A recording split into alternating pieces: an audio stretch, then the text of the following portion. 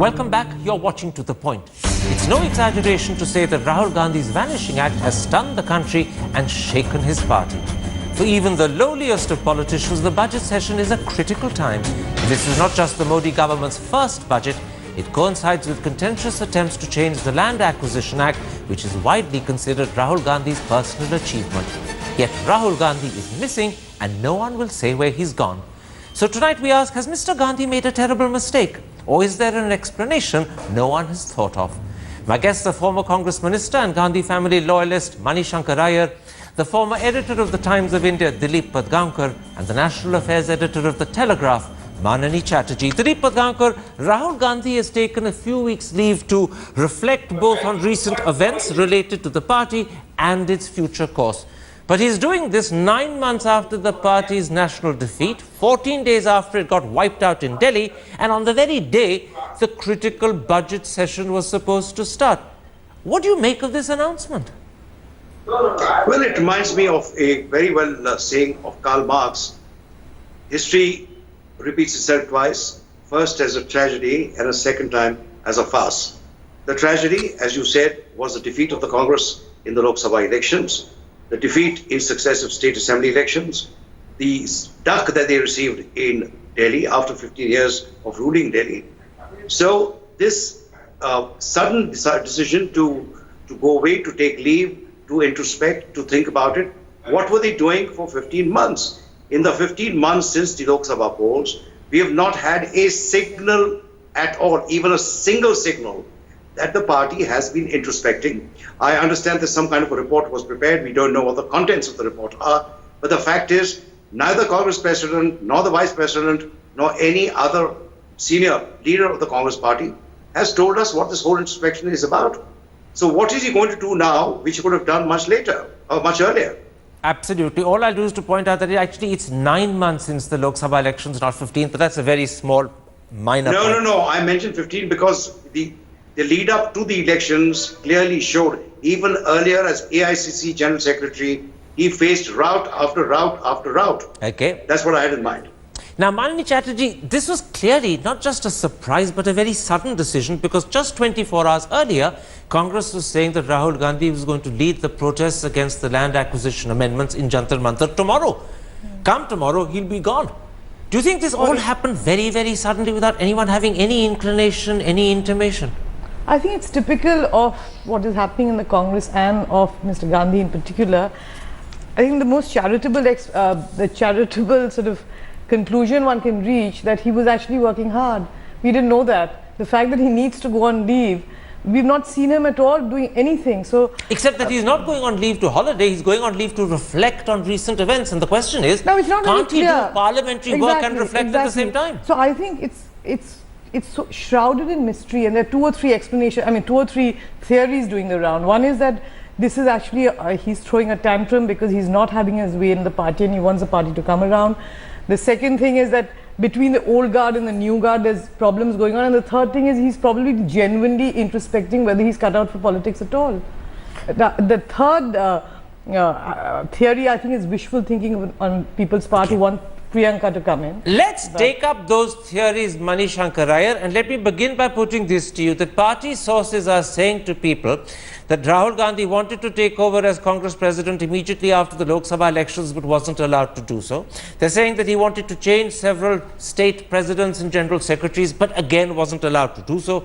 They're saying that he wanted to change the people who surround Sonia Gandhi and whose advice she gets and again wasn't allowed to do so. And therefore he's either left in a sulk or it's a protest. How do you respond to that interpretation? Because it's very widely being ceded to the media by your party sources.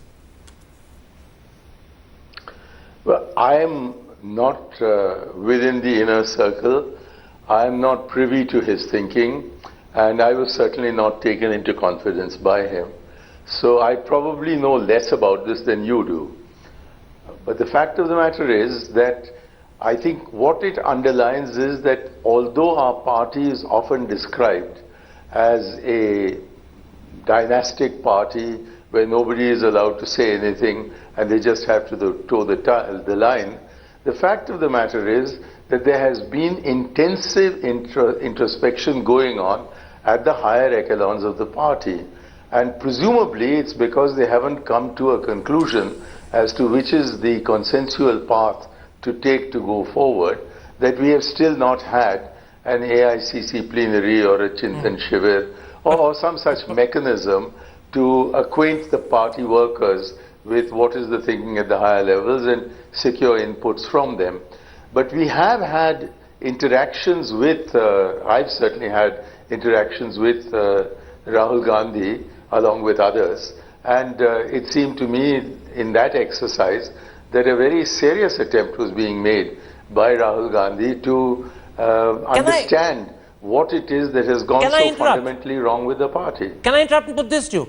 The two key questions are this. Has Rahul got the timing wrong? On the very day the budget session begins, at a very time when the Land Acquisition Act, which is one that he personally championed, is under threat, he suddenly absented himself and run away. And the second connected question is, if there is this critical need to reflect, can he not reflect while he's in Delhi and attend Parliament at the same time as he reflects? And I presume he's been reflecting anyway for 9 months. Answer both those questions for me.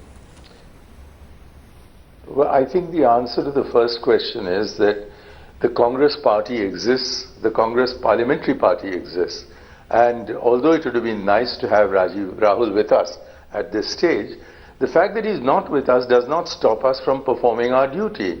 And only today in the Rajya Sabha, we performed it so well that the Minister of Finance, who's the leader of our House, was obliged to say that they are going to postpone stick to the Rahul question. Let's not deflect. Let's not deflect to what happened today. Act. What about my second question? Can he not reflect at the same time as managing Parliament? I've answered your first question, and please acknowledge that, and now I will come to your second question.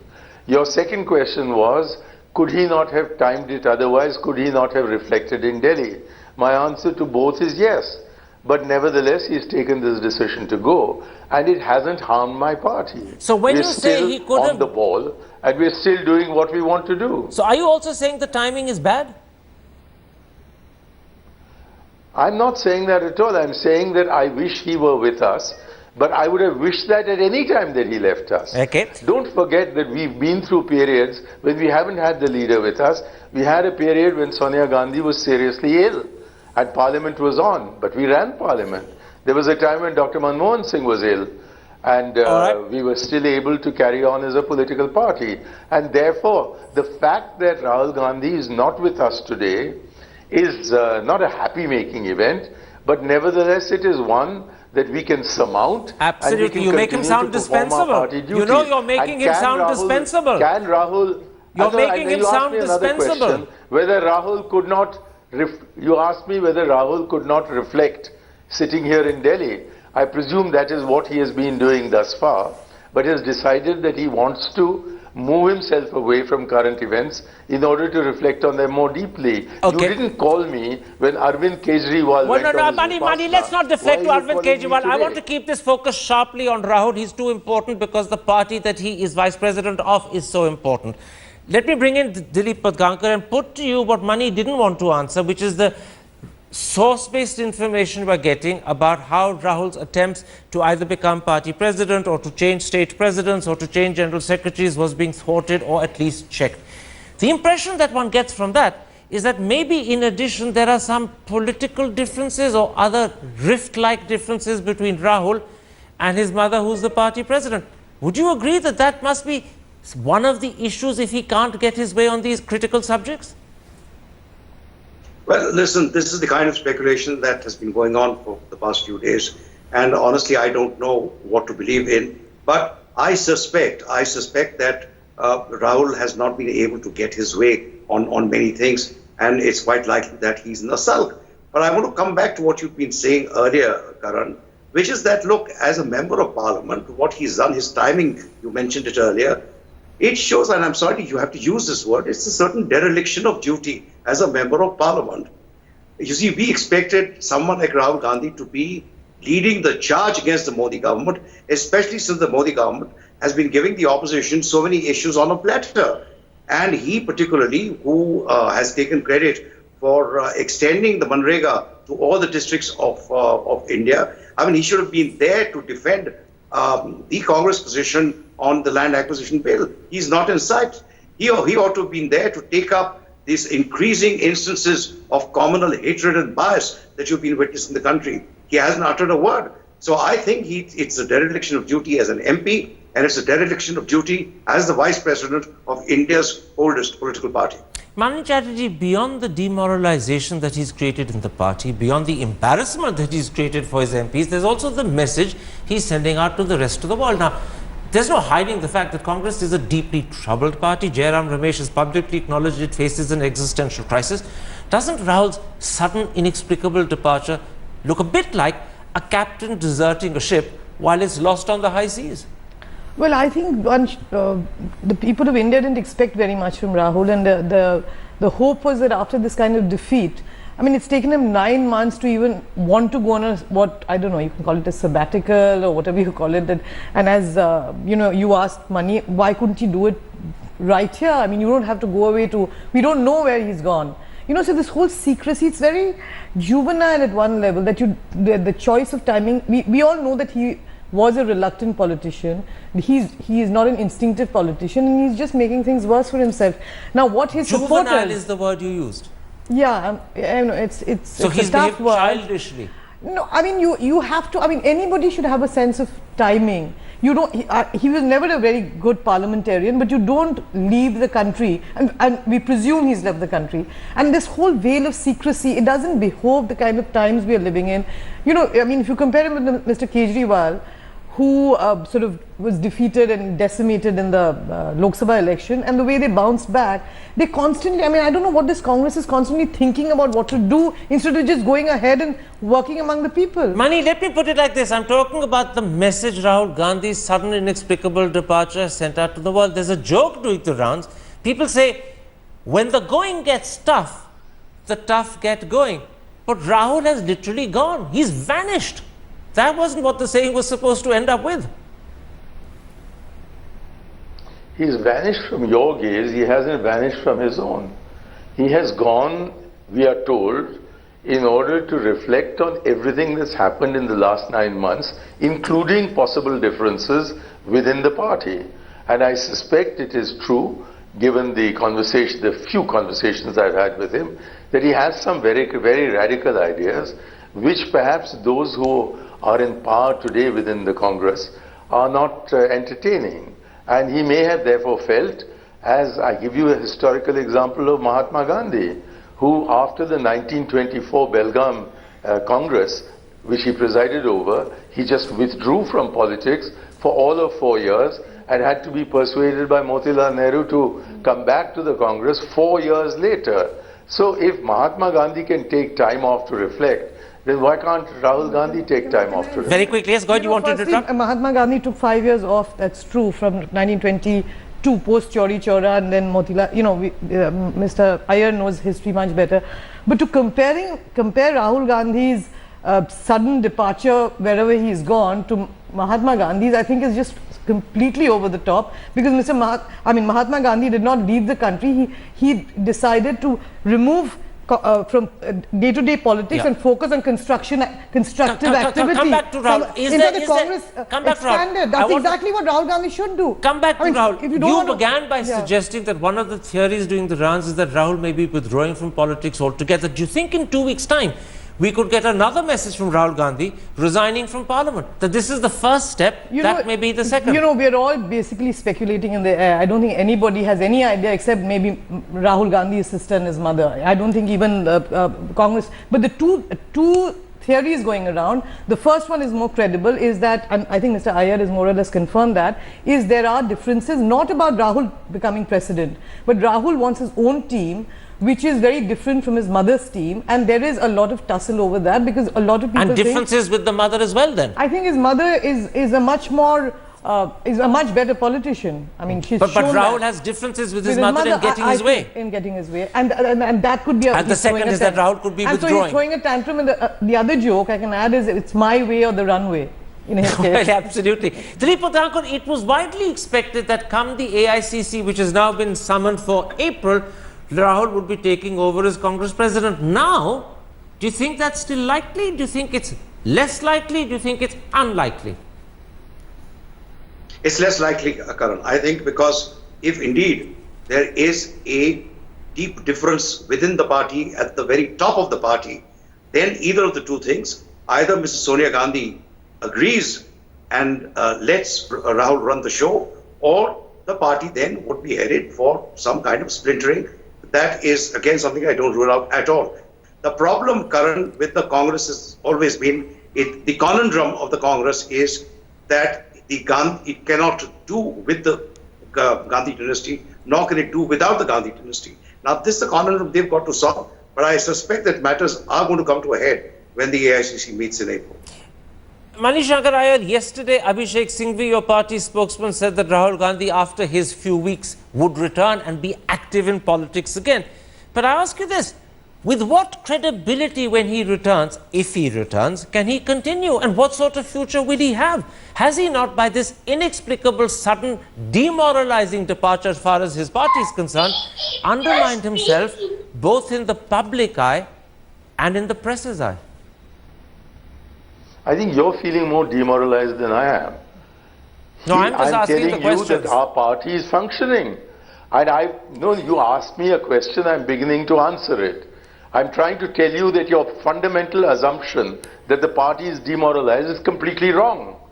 And when Rahul comes back, and I'm absolutely sure he will, that he will be active, again I have absolutely no doubt about. And I dare say part of the explanation for why he has chosen this time is that he's preparing himself for what looks likely to be a truly historic AICC session in April, assuming that what I've read in the newspapers is correct, and we're going to have an AICC plenary or an AICC special session in the month of April. You know, the corollary to what you said, that the party is not demoralized, the party is functioning very happily, satisfactorily without Rahul Gandhi being there to guide and lead it, suggests that Rahul Gandhi as vice president and leader is perfectly dispensable.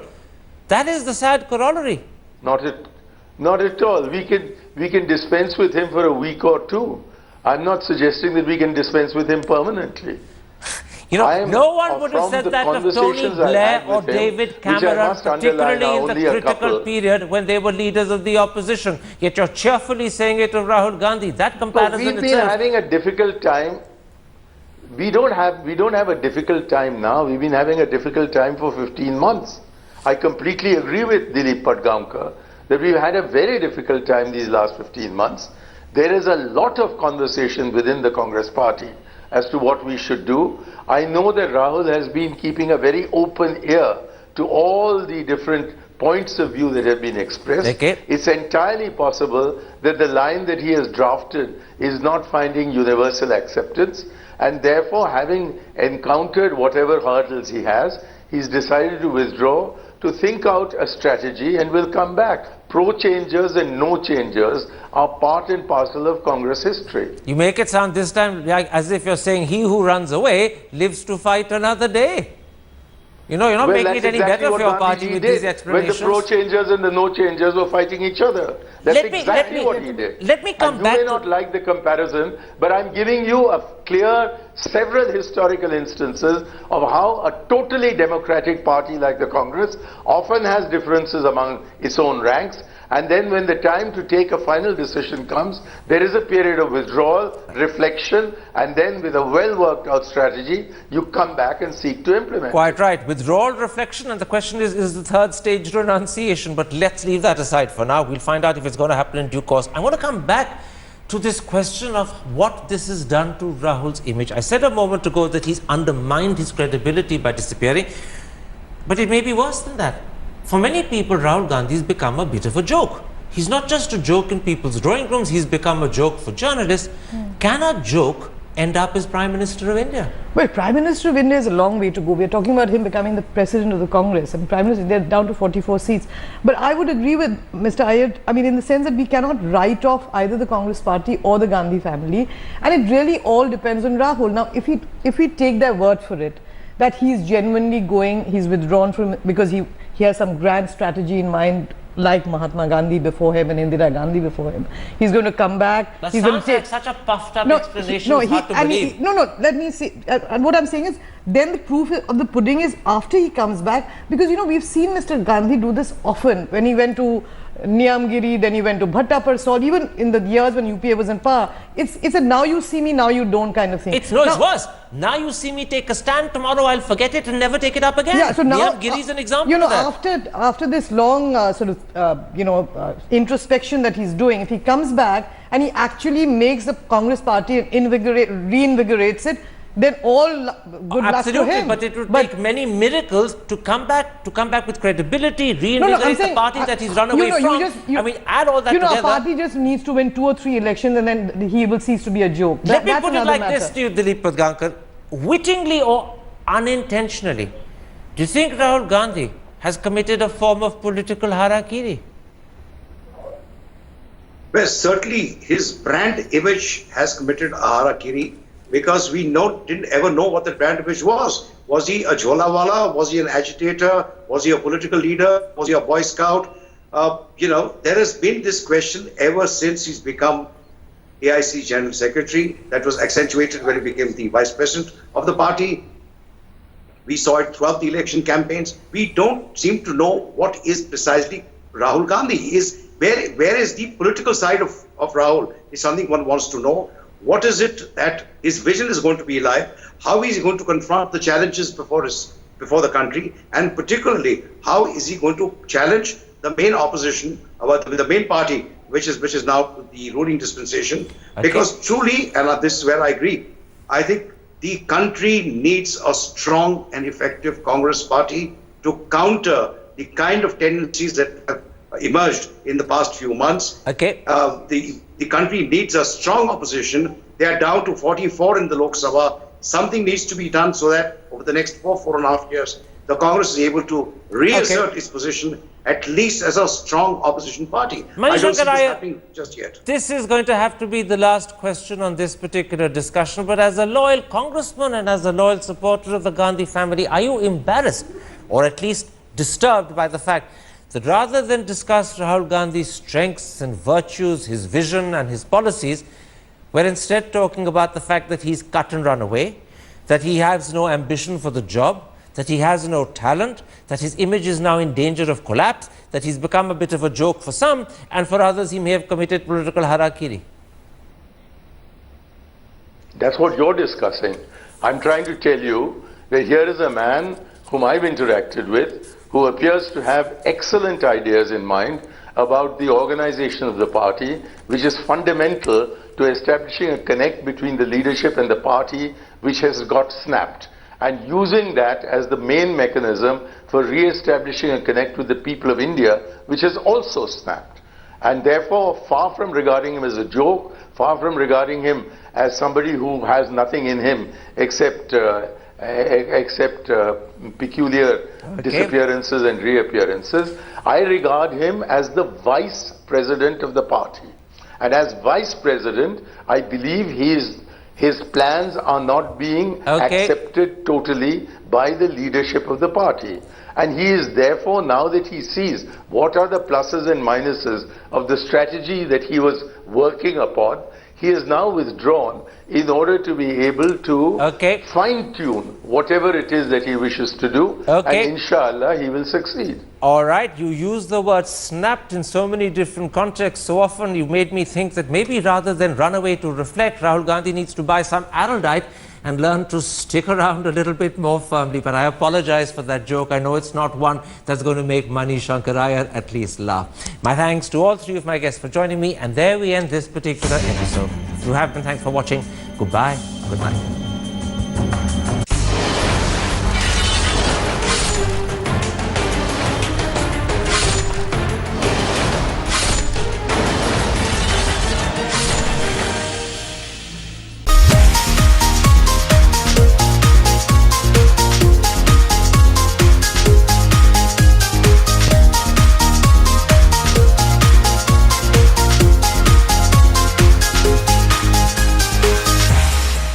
Considered Rahul Gandhi's personal achievement.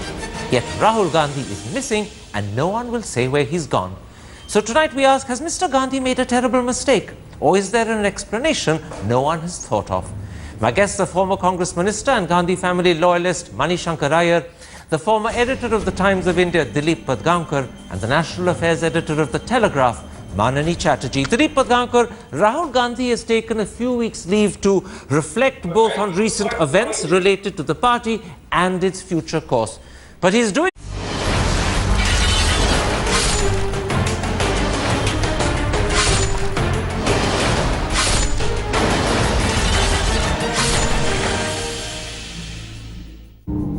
Welcome back. You're watching To The Point. It's no exaggeration to say that Rahul Gandhi's vanishing act has stunned the country and shaken his party. For even the lowliest of politicians, the budget session is a critical time. This is not just the Modi government's first budget. It coincides with contentious attempts to change the Land Acquisition Act, which is widely this 9 months after the party's national defeat, 14 days after it got wiped out in Delhi, and on the very day the critical budget session was supposed to start. What do you make of this announcement? Well, it reminds me of a very well saying of Karl Marx. History repeats itself twice, first as a tragedy and a second time as a farce. The tragedy, as you said, was the defeat of the Congress in the Lok Sabha elections, the defeat in successive state assembly elections, the duck that they received in Delhi after 15 years of ruling Delhi. So this sudden decision to go away, to take leave, to introspect, to think about it. What were they doing for 15 months? In the 15 months since the Lok Sabha polls, we have not had a signal at all, even a single signal, that the party has been introspecting. I understand that some kind of a report was prepared. We don't know what the contents of the report are. But the fact is, neither Congress President, nor the Vice President, nor any other senior leader of the Congress party has told us what this whole inspection is about. So what is he going to do now, which he could have done much later, or much earlier? Absolutely. All I'll do is to point out that it's 9 months since the Lok Sabha elections, not 15, but that's a very small, minor point. No. I mentioned 15 because the lead up to the elections clearly showed, even earlier as AICC General Secretary, he faced route after route after route. Okay. That's what I had in mind. Now, Manani Chatterjee, this was clearly not just a surprise, but a very sudden decision.